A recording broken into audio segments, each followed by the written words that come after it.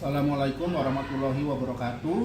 Saya Dr. Indra Pahala, dosen Fakultas Ekonomi Universitas Negeri Jakarta sebagai pengampu mata kuliah akuntansi pajak.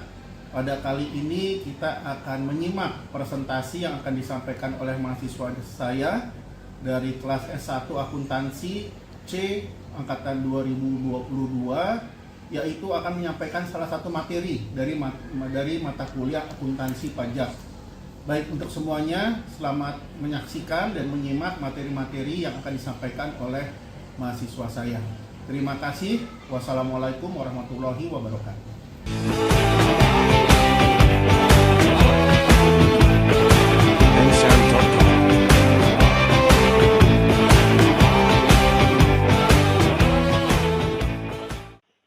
Yang terhormat, Bapak Indra Pahala, SEMSI, selaku dosen pengampu mata kuliah akuntansi pajak. Halo, saya Iyana. Halo, saya Anton. Halo, saya Nurwika. Selamat datang sahabat finansial. Hari ini kita akan memecahkan misteri di balik pajak penghasilan final pasal 4 ayat 2. Saya akan membimbing Anda selama 10 menit ke depan untuk memahami dengan mendalam apa yang membuat ketentuan ini unik dan relevan. Mari kita mulai dengan pemahaman dasar tentang pajak penghasilan final pasal 4 ayat 2 dan mengapa ini menjadi bagian integral dari sistem perpajakan di Indonesia. PPh final pasal 4 ayat 2 adalah pajak penghasilan atas jenis tertentu yang bersifat final dan tidak dapat dikreditkan dengan pajak penghasilan terhutang. Istilah final di sini berarti bahwa pemotongan pajaknya hanya satu kali dalam sebuah masa pajak, dengan pertimbangan, kemudahan, kesederhanaan, kepastian, pengenaan pajak yang tepat waktu, dan pertimbangan lainnya. Objek PPh pasal 4 ayat 2 ini dikenakan pada jenis tertentu dari penghasilan atau pendapatan, seperti penghasilan bruto usaha, bunga deposito, hadiah undian, transaksi penjualan saham, jasa konstruksi, dan lainnya. Tarif PPh pasal 4 ayat 2 ini berbeda-beda dengan setiap jenis penghasilan. Misalnya, tarif untuk bunga deposito ini sebesar 20%. PPh final pasal 4 ayat 2 dapat dibayarkan melalui pemotongan oleh pihak ketiga yang membayarkan penghasilan atau pembayaran langsung oleh wajib pajak. PPh pasal 4 ayat 2 ini merupakan bagian integral dari sistem perpajakan Indonesia karena memberikan kemudahan, kesederhanaan, dan kepastian dalam pengenaan pajak tertentu.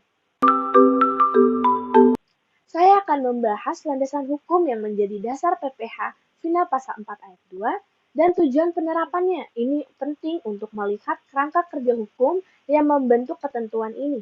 PPh final pasal 4 ayat 2 merupakan bagian dari Undang-Undang Nomor 7 Tahun 1983 tentang pajak penghasilan. Dalam undang-undang ini, PPh pasal 4 ayat 2 menjadi pajak penghasilan atas jenis penghasilan tertentu yang bersifat final dan tidak dapat dikreditkan dengan pajak penghasilan terhutang. Tujuan penerapan PPh final pasal 4 ayat 2 yaitu untuk mengatur perpajakan penghasilan tertentu yang memiliki karakter final dan tidak dapat dikreditkan dengan pajak penghasilan yang terhutang. Beberapa contoh objek pajak yang dikenakan PPh final pasal 4 ayat 2 meliputi pengalihan hak atas tanah atau bangunan, perjanjian pengikatan jual beli atas tanah dan atau bangunan beserta perubahan-perubahannya. Lalu penghasilan pelaksanaan konstruksi atau kontraktor, selanjutnya penghasilan dari perencanaan atau pengawasan konstruksi, hadiah undian, transaksi penjualan saham, jasa konstruksi, jasa pelayaran dalam negeri, jasa pelayaran dan atau penerbangan luar negeri, pajak penghasilan perwakilan dagang luar negeri, pola bagi hasil usaha, kerjasama dalam bentuk BOT, reevaluasi aktiva tetap, lalu bunga simpanan anggota koperasi yang dibayarkan kepada orang pribadi. Nah, PPh final pasal 4 ayat 2 ini memberikan kemudahan, kesederhanaan, dan kepastian dalam pengenaan pajak tertentu, sehingga membantu dalam menjaga kelangsungan dan pengembangan ekonomi di Indonesia. Selanjutnya, mari kita cermati siapa saja yang terkena PPh final pasal 4 ayat 2, bagaimana kriteria ini diukur, dan bagaimana kebijakan ini mempengaruhi pelaku usaha atau individu. PPh final pasal 4 ayat 2 dikenakan pada beberapa jenis penghasilan tertentu, seperti peredaran bruto usaha, bunga deposito, hadiah undian, transaksi penjualan saham, jasa konstruksi, dan lainnya.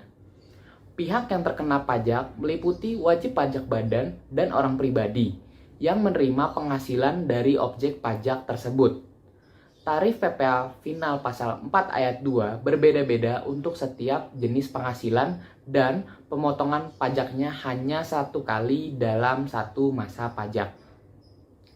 Pemotongan pajak atas objek pajak penghasilan pasal 4 ayat 2 menjadi tanggung jawab subjek pajak badan, sehingga jika transaksi yang terjadi dan badan sebagai pemberi penghasilan kepada orang pribadi atau badan lain wajib memotong. Hal ini mempengaruhi pelaku usaha atau individu karena mereka harus memperhitungkan tarif pajak yang berbeda-beda untuk setiap jenis penghasilan dan memastikan bahwa pemotongan pajak dilakukan dengan benar. Namun, PPh final pasal 4 ayat 2 memberikan kemudahan, kesederhanaan, dan kepastian dalam pengenaan pajak tertentu, sehingga membantu dalam menjaga keberlangsungan dan pembangunan ekonomi di Indonesia. Selanjutnya akan dibahas dengan rinci jenis penghasilan yang termasuk dalam lingkup PPh final pasal 4 ayat 2, termasuk contoh kasus nyata dan implikasi perpajakan. PPh pasal 4 ayat 2 juga dikenal sebagai PPh final adalah pajak penghasilan yang harus dibayar secara langsung pada tertentu jenis penghasilan yang bersifat final dan tidak dapat diangkut kembali. Jenis-jenis yang tertentu dalam lingkup PPh final pasal 4 ayat 2 meliputi yang pertama, penghasilan sewa dari rumah tangga sebelum direnovasi. Yang kedua, bunga, deposito atau tabungan, diskonto SBI, bunga atau diskonto. Yang ketiga, hadiah undian. Yang keempat, persewaan tanah dan atau bangunan. Yang terakhir, jasa konstruksi. Pemotong pajak harus menyertakan dan membayar pajak ini sesuai dengan batas waktu yang telah ditentukan. Sebagai contoh, bayangkan sebuah perusahaan asing yang menerima dividen dari investasinya di Indonesia atau individu non-warga negara Indonesia yang menerima royalti dari hak cipta mereka yang dimanfaatkan di sini. Kita masuk ke dalam perhitungan yang mendetail, mulai dari penetapan tarif pajak hingga proses perhitungan yang diperlukan untuk memastikan kewajiban pajak yang terpenuhi. Untuk perhitungan pajak penghasilan, terdapat beberapa hal yang perlu diperhatikan seperti penetapan tarif pajak dan proses perhitungan yang diperlukan untuk memastikan kewajiban pajak terpenuhi. Berikut adalah informasi yang dapat membantu dalam memahami perhitungan pajak penghasilan. Yang pertama ada penghasilan bersih, dihitung dari penghasilan bruto dikurangi biaya untuk mendapatkan, menagih, dan memelihara penghasilan. Di dalamnya termasuk biaya pensiun, hutang, dan kredit bank. Yang kedua ada penghasilan kena pajak, dihitung dengan menggunakan penghasilan bersih dengan penghasilan tidak kena pajak atau PTKP. PTKP adalah jumlah penghasilan yang tidak dikenal pajak penghasilan sehingga wajib pajak yang penghasilannya sebesar PTKP atau di bawah batas PTKP tak perlu membayar pajak penghasilan. Yang ketiga ada tarif pajak penghasilan berbeda-beda tergantung pada besaran PKP. Sebagai contoh, penghasilan antara 0 sampai dengan 60 juta per tahun dikenakan tarif 5%, sedangkan di atas 250 juta per tahun dikenakan tarif 30%. Dalam transaksi jual beli tanah, baik penjual maupun pembeli dikenakan pajak. Untuk penjual dikenakan pajak penghasilan atau PPh sebesar 2,5% dan jumlah bruto nilai pengalihan hak atas tanah dan atau bangunan. Saya akan menjelaskan tentang konsep pemberian hak kuasa khusus yang terkait dengan PPh final pasal 4 ayat 2 dan bagaimana hal ini dapat mempengaruhi pihak-pihak yang terlibat. Konsep pemberian hak kuasa khusus terkait dengan PPh final pasal 4 ayat 2 yang melibatkan syarat dan ketentuan tertentu. Seorang kuasa harus memiliki surat kuasa yang khusus yang diberikan oleh wajib pajak sebagai pihak pemberi kuasa. Surat kuasa pajak ini juga mencakup informasi seperti nama, alamat, dan NPWP wajib pajak pemberi kuasa, serta bidang atau cakupan hak atau kewajiban lainnya.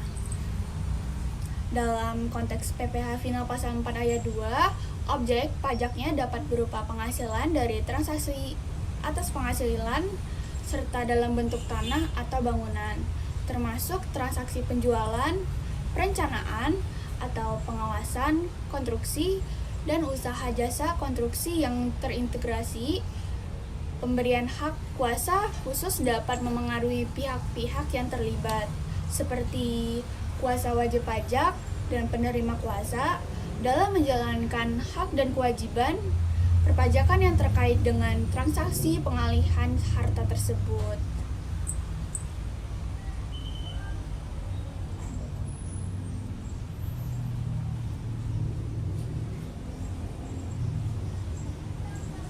Dengan pemahaman yang mendalam tentang pajak penghasilan final pasal 4 ayat 2, Anda dapat mengelola keuangan dengan lebih bijak. Terima kasih telah menemani. Jangan lupa like, comment, and subscribe untuk konten finansial terbaru. Sampai jumpa.